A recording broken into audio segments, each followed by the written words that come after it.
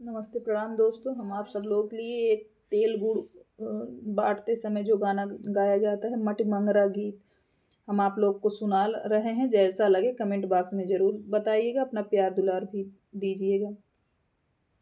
के धन बोवई लाली सरसैया, के धन पेरावई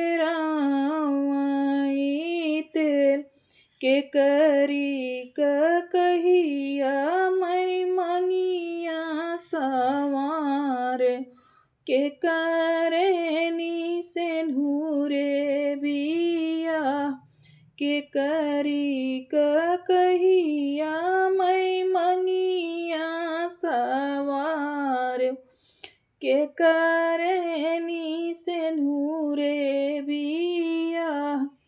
नैहरे के लोग बोवई काली सरसैया, बपई पेरावई सरसो तेल, भैया की कहिया मैं मंगिया समाच, हरि जी के सेनुरे बिया, भैया की कहिया मैं मंगिया सवार, हरि जी के सेनुरे बिया। दोस्तों जैसा लगे आप ज़रूर बताइएगा, अपना प्यार दुलार भी दीजिए।